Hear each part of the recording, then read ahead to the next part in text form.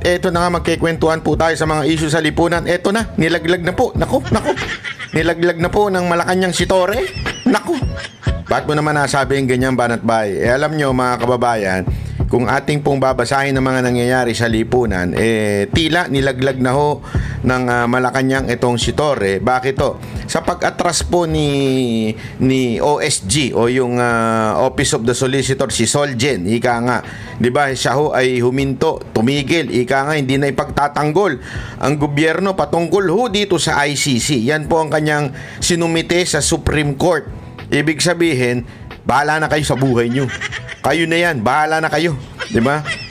Hindi ko nakakayanin yan, ha? Bahala kayo sa buhay nyo. Sa madaling salita, dapat kasi ang trabaho ng isang Solgen, no? Solicitor General, yan po ang trabaho niyan, parang abogado yan ng Executive Department. Kasama na ho dyan ang Pangulo at syempre yung PNP na ginawa ho nila kay Pangulong Duterte. Pinasasagot sila, ang sagot ng OSG o si Solgen, sorry I'm out.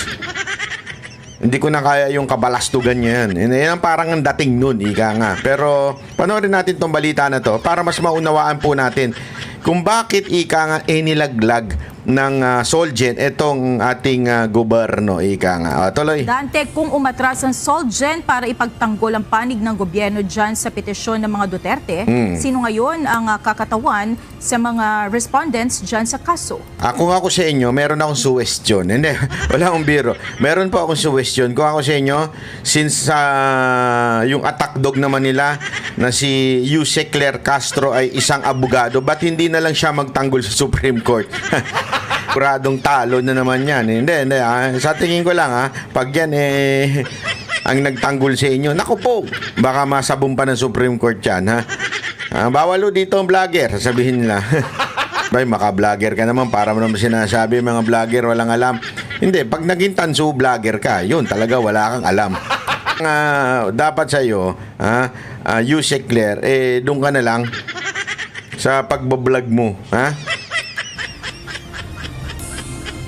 Magandang gabi, Monica. Sa nakuha nating impormasyon, ang Department of Justice o DOJ na ang siyang magsisilbing legal counsel o mga abogado ng mga respondent.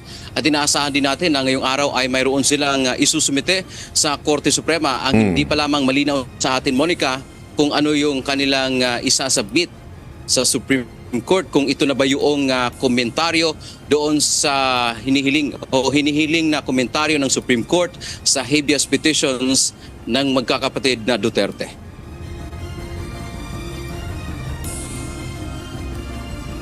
Unang naglabas ng impormasyon si dating Presidential Legal Counsel Salvador Panelo hinggil sa pag-atras o pagtanggi ng Office of the Solicitor General o OSG na irepresenta ang respondents sa Consolidated Habeas Corpus petition na inihain ng mga anak ni dating Pangulong Rodrigo Duterte sa Korte Suprema noong nakaraang linggo.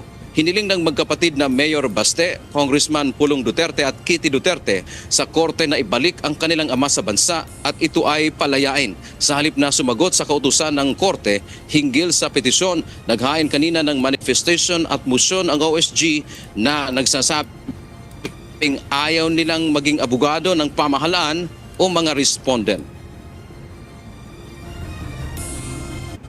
Sa halip na mag-comment, nag-file sila ng manifestation at sinasabi nila na humingi sila ng permiso na hindi nila po pwedeng i-represent ang mga respondents, Lucas Bersamin, si PNP Chief Marvel, Secretary Remulla at si General Torre.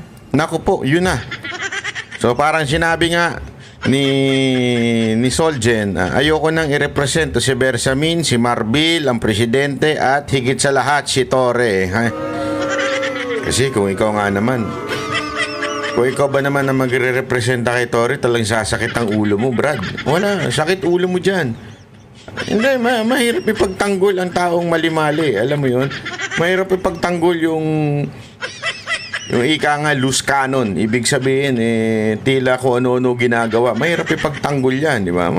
Siguro kung tama yung ginagawa, okay, makakaya mo ipagtanggol. Pero yung alam mo nang mali, ay naku, kaya hanga ako dito kay Solgen kahit papaano, hindi katulad ni Anyo. Naku, unya-unya, pag-usapan natin yan si Anyo tsaka si Gubo. Pag-usapan natin yan mamaya-maya, yung dalawang traidor kay Pangulong Duterte. Mamaya pag-usapan natin yan. Bago yan, ito munang pag-usapan natin. Ito munang pag-alis ni Solgen o sabi sa Supreme Court na ayokong ipagtanggol yung mga yan. Dili ko yan kaya. Dili ko kaya yan. Di ko kaya yung ganyang tao. Lalong-lalo na si Torre. Antakin mo ba naman, Brad? Hindi, ito lang. Nagtatanong lang ako sa inyo, no? Yung isang taong sasabihin, go, kahit walang warrant. Basta, sinabi lang namin may warrant. Pwede nang hulihin yun.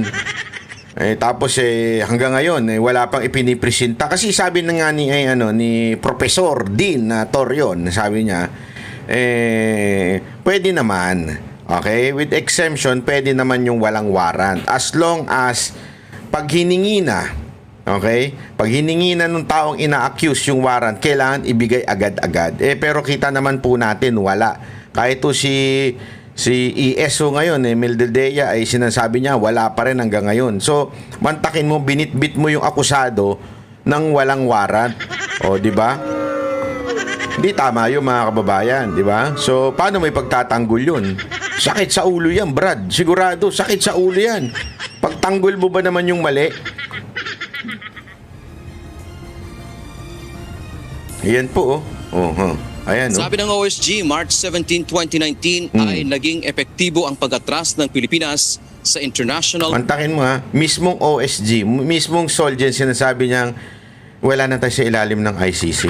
Sorry pero kung wala na tayo sa ilalim ng ICC, ibig sabihin, sinasabi ni Solgen na abogado ng gobyernong ito, ibig sabihin ito ay abogado ni Marcos, abogado ng executive branch. Sinasabi niyang wala ng authority ang ICC. Kaninong authority? Yung pagka-aresto ni Pangulong Duterte. So, tama talaga yung sinasabi na parang abduction ang ginawa. Kung hindi man kidnapping, abduction ang ginawa. Bakit? There is no law. Walang batas. Ika nga, na para mag-submit si Pangulong Duterte doon sa pulis na lalong-lalo na ito si Torre. Wala. Ito sinasabi mismo ng abogado ng executive. Abogado ni Marcos, sinasabi niyang matagal na tayong matras dyan, so wala tayong authority dyan. Abangan nyo, bukas na bukas din baka matanggal ito si OSG. I-replace to. Sa tingin ko lang i-replace to o baka magre-resign ko anong dahilan? Health reason. Kasi dito mga kababayan, nilaglag niya lahat ng kliyente niya, sinasabing kasi yan yung pinaglalaban nila na still we are obliged, 'di ba? With the ICC's palusot lang nila yung Interpol Kasi the Interpol, hindi po yan requirement sumunod diyan. Kailangan yan depende yan sa sasabihin ng gobyernong nandoon sa land. Ibig sabihin, ng gobyerno ng Pilipinas, hindi requirement yan. Okay? Pangalawa, anong authority ng Interpol? Ano ba sinusundan niya? Is there a case in other country? Si Pangulong Duterte, wala po siyang case doon na para sundan. Ano yung sinusundan nila? Kaninong authority yun? Sa ICC. Na, eto, sinasabi mismo ni OSG, ni Solgen, na sinasabi niya mismo, walang authority sa amin yan. Hindi pwede yan. So that request lang po yun na ginawa ng Interpol, na hanggang ngayon sinasabi nga nila wala naman daw. O yung red notice na yan, hanggang ngayon hindi pa may produce yung lintik na red notice na yan. Kasi sinasabi nila yan pero wala hong lumalabas. Ang sinasabi ng Solgen, yung pinanggagalingan niya, sinasabi niyong authority na yan, wala. Walang authority sa amin yan. Kaya, I'm out. Mantakin mo yun mga kababayan. Dito pa lang, suplak na ho talaga yung gobyerno natin that there is an illegal arrest happened. May nangyaring hindi tama. May illegal. Kaya hindi ko alam kung paano palulusutin ni vlogger Claire Castro. Mantakin mo, mismong abogado ng gobyerno sinabing, walang jurisdiction sa amin yan. Hindi ano yan, wala, out kami dyan. Mantakin mo ganun, Brad. Criminal Court o ICC. Dagdag pa nito, hindi admissible ang panahon. Kaya walang obligasyon o walang obligasyon ng Pilipinas na makipagtulungan o kilalanin ang anumang proseso galing sa ICC pagkatapos na maging epektibo ang pag-atras ng bansa sa Rome Statute. Binigyang diin pa ng Office of the Solicitor General dahil sa matatag nitong posisyon na wala ng jurisdiksyon ang ICC sa Pilipinas at gumagana naman ang investigative, prosecutorial at